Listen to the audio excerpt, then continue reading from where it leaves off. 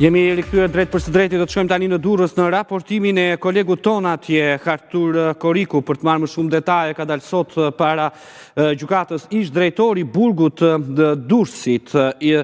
i ndrit Çerloj, por cili ka qenë vendimi i gjykatës pasi përveç tih edhe mjekja, ndërsa kujtojmë që vetëm 2 ditë më parë gjykata e Durrësit la në qeli i zëvendës shefin e policisë së Burgut, zotin Pazajn, dhe 2 efektiv të tjerë. Përshëndetje Turit, çfarë ka vendosur gjykata sot? Që t'jemi të saktë, kjo ka qenë situatë falsancë verifikuese, pasi masa e sigurisë për ish drejtorin e Burgut Durrësit dhe mjeken ose shefin e shërbimit në këtë spital, shërbimin shëndetësor, gjykata e kishte vendosur që në momentin kur u vendosi arrestimin e tyre. Pra, u vendos edhe masa e sigurisë, e cila ju komunikua atyre që është momenti kur ata u arrestuan, njëri në qeli dhe tjetra në arrest të pije. Nëse sot u bë seanca verifikuese, në cilën shikohet edhe një herë si është zbatuar procedura, a janë njohur ata me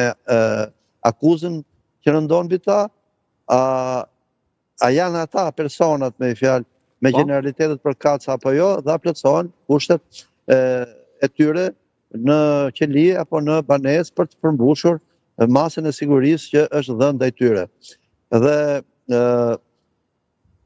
pikërisht gjyqtari i seancës së sotme, Xhevdet Lika, i ka kujtuar edhe një herë atyre, sepse që të dy u paraqiten në sallën e gjyqit të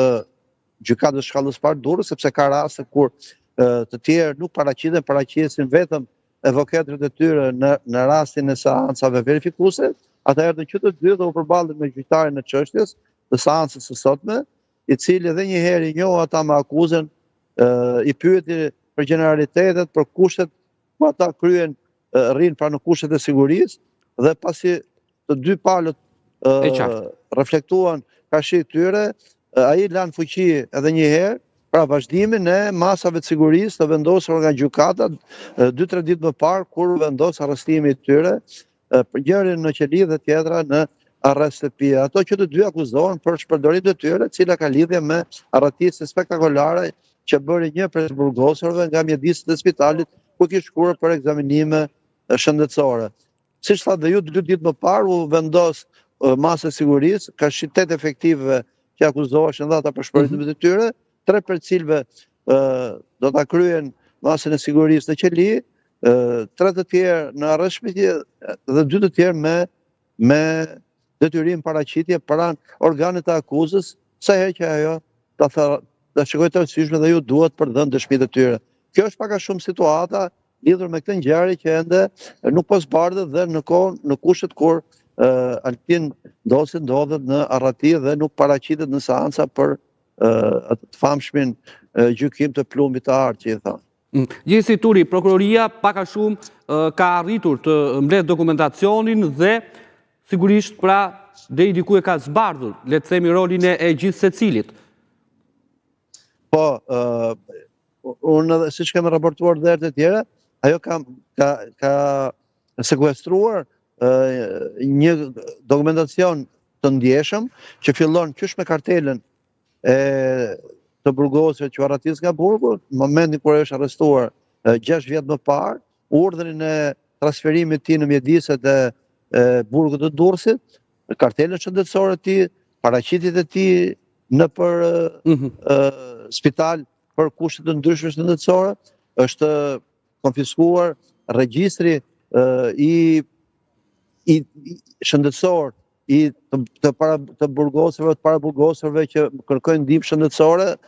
në spitalin e Durrësit, libri ku bëhen instruktazhe dhe personele që shoqëron ata, ku shihen jo vetëm pjesa ligjore se si duhet zbatuar ligje, por edhe pajimet personale që ata duhet marrin me vete, që nga arma personale dhe pajisjet e tjera, të cilët ndihmojnë ata për të kryer detyrat e sigurimit të burgosëve kur shoqërojnë në mjedise të ndryshme, si nëpër gjykata apo nëpër spitale kur ata e shohin të rëndësishme për ndihmë mjekësore. Gjithë ky dokumentacion ndodhet në duart e prokurorëve, të cilët po shikojnë për secila është përgjegjësia e secilët në këtë ngjarje që ndodh, me thënë drejtën, për herë të parë në burgun e Durrësit. Mirë, faleminderit Uri për gjitha këto informacione, ndërkohë kam gati kolegen Joana Preja, pasi pas arratisjes së Altin Docit, Edmond Labani emërua drejtori komanduar i burgut të Durrësit, por